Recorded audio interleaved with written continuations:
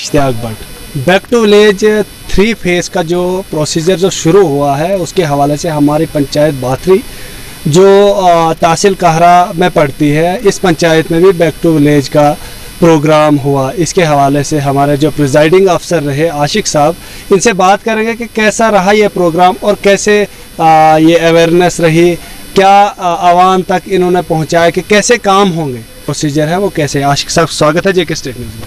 Thank you sir, बताइए जो आपने ये शुरुआत की बैक टू विलेज में, जो आपको मिला खिदमत करने का मौका, तो आपने क्या देखा, क्या पंचायत की जो प्रॉब्लम्स है और किस हवाले से और कैसे काम होंगे आगे से। मैं आशिक Sheikh, visiting officer panchayat Bathory. आज मेरा डे 2 है और आज का दिन काफ़ी बिज़ी रहेगा।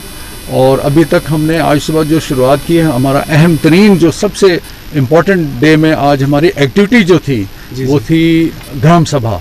और उस ग्राम सभा में हमने यहाँ के मेंबर्स को बुलाना था और यहाँ के जो डिफरेंट डिपार्टमेंट्स के जो ऑफिशियल्स हैं उन्होंने यहाँ पर अपनी प्रेजेंस को शो करना था।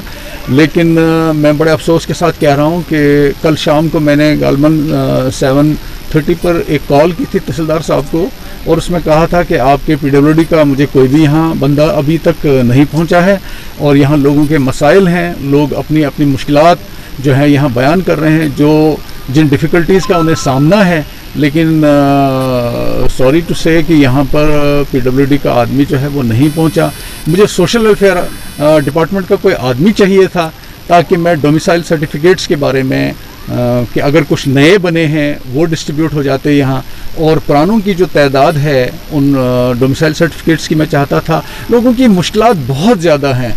और कल शाम मुझे हो गई, कल दिन को मैं शुरू हुआ हूँ पैदल ऑन फुट। मैंने जो यहाँ वार्ड सभा की है, डिफरेंट वार्ड्स में जाकर मैं खुद गया और मैंने वहाँ पर जो देखा, लोगों की बहुत बुरी हालत है।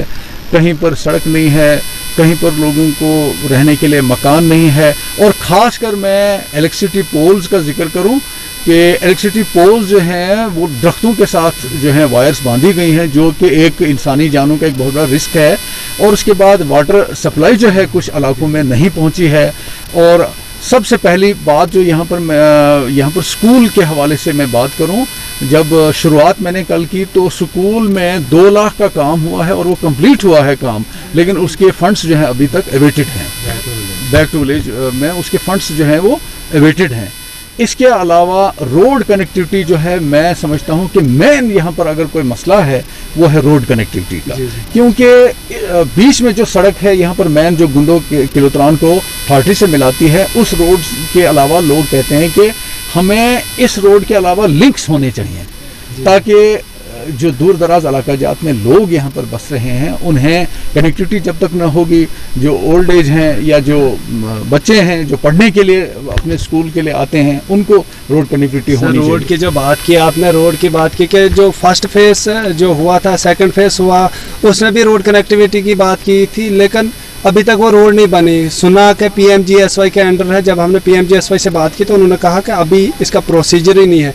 इसके हवाले से क्या संदेश होगा हमारे पंचायत के लोगों के लिए, क्योंकि हमारी पंचायत जो है 1500 से लेके 3000 वोट पर मुश्तमिल है और बहुत बड़ी पंचायत है, इंदरवाल की सबसे बड़ी पंचायत है। क्या लगता है सर कि अगर इस फेस में रोड कनेक्टिविटी के बारे में बाथरी से ऊपर बाथरी और बाथरी से दोगुरुंड ये रोड कनेक्टिविटी जो है, अगर क्या लगता है कि इससे हो पाएगी, इस फेस से रोड कनेक्टिविटी के बारे में क्या एडमिनिस्ट्रेशन कोई कदम उठाएगी?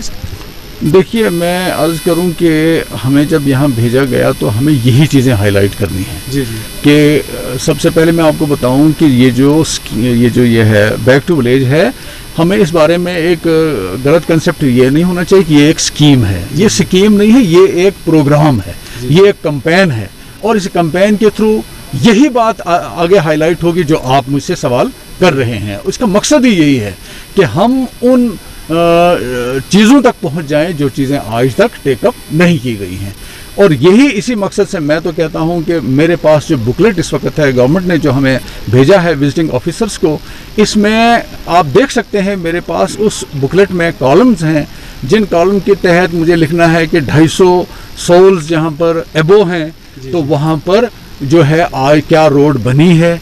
अगर बनी है तो उसकी कंडीशन कैसी है, अगर नहीं बनी है तो क्या वजह है, उसका रीज़न भी मैंने लिखना है। अब उसके बाद फिर 250 सॉल्स के नीचे अगर कहीं पर लोग बसते हैं तो वहाँ क्या कच्चा भी अब तक जो है नहीं बनाया गया है, इसी बात की तो मेरे पास जो बुकलेट में कॉलम है यही चीज़ तो मैंने आगे पहुँचा। सर आप जो आए हमारे ये पंचायत बाथरी का जब आपने दौरा किया, जब आपने देखा कि यहाँ की खस्ताहाली चाहे रोड कनेक्टिविटी की वजह से लोगों को प्रॉब्लम है या किसी भी डिपार्टमेंट है, जैसे कि आपने सभी डिपार्टमेंटों को इनवाइट किया तो लगभग बहुत कम डिपार्टमेंट आए जिसकी वजह से लोगों को अभी सफरिंग का सामना करना पड़ा, क्योंकि कोई डिपार्टमेंट नहीं आए जिन डिपार्टमेंटों के साथ बात करके लोगों को ये इस बात का पता चले कि किस डिपार्टमेंट के अंडर क्या है। एजुकेशन है, एजुकेशन के बारे में आपने क्या ठोस इकदाम डीसी साहब के लिए कुछ पैगाम भेजा कि एजुकेशन का जो हाल है बदतर है। एजुकेशन के साथ साथ एग्रीकल्चर है, हार्टिकल्चर है, फ्लोरिकल्चर है, सेरिकल्चर है, साइल कंजर्वेशन है, इनके साथ ही ब्लॉक है, ब्लॉक में भी काफ़ी लोगों को सफरिंग करनी पड़ती है। ब्लॉक के साथ साथ ब्लॉक के साथ जो है फूड है, पीडीडी है और भी कई डिपार्टमेंट है जिनकी वजह से इनको प्रॉब्लम है, क्योंकि कुछ डिपार्टमेंट यहाँ पे नहीं आए। जो डिपार्टमेंट नहीं आए उनके हवाले से और जो आपने दौरा किया तो आप बताइए कि आपको कैसा लगा हमारी पंचायत बाथरी का दौरा करके, तो और क्या संदेश रहेगा पब्लिक के लिए? देखिए, सबसे पहले स्कूल की मैं जहाँ तक बात करूँ तो जहाँ पर इस वक्त मैं खड़ा हूँ यहीं पर मेरी ग्राम सभा हो रही है, तो सबसे पहले मुझे इसी की पोजीशन को आपके सामने पेश करना है। तो यहाँ पर इस वक्त 7 टीचर हैं और एक वहाँ पर मास्टर ग्रेड में यहाँ पर काम कर रहा है। शुक्र है यहाँ पर कि कम से कम इस पूरे इलाके में हाई स्कूल्स का जहाँ तक ताल्लुक है तो उसमें डीडीओ कम से कम यही एक स्कूल है जहाँ पर इस वक्त डीडीओ है। उसके बाद यहाँ कोई लैब नहीं है, यहाँ कोई ये क्या कहते हैं लाइब्रेरी नहीं है, लेबॉर्ट्री नहीं है, कोई माकूल, मैंने तो अपनी रिपोर्ट में वैसे लिख दिया है। इसके अलावा यहाँ पर एक बच्चों को पीटी या पीएम जो है अभी तक प्रोवाइड नहीं किया गया है। हमारे स्पोर्ट्स अफसर को इस तरफ तवज्जो देनी चाहिए और ग्राउंड लेवलिंग का यहाँ पर काम जल्द से जल्द शुरू होना चाहिए। और ख़ासकर मैं जिक्र करूँ, कल वार्ड जो सभा के दौरान जो ऑन फुट में ऊपर टॉप पर पहुँच गया, गालबन 3.5-4 किलोमीटर पैदल जब मैं ऊपर पहुँचा, वहाँ मैंने एक स्कूल देखा। वो स्कूल खानपुरा में, उस स्कूल की वो हालत है कि अगर उसके अंदर बच्चा जाए वो स्कूल किसी भी वक्त जो है वो गिर सकता है। और वहाँ पर उन मासूम बच्चों का क्या हाल होगा, उनकी जानों का कितना नुकसान, कितनी जानें तलफ होंगी, ये बताना बहुत मुश्किल है। और वहाँ जो वो बिल्डिंग है वो बिल्कुल गिरने के लायक है, जो जिसकी बात मैं कर रहा हूँ।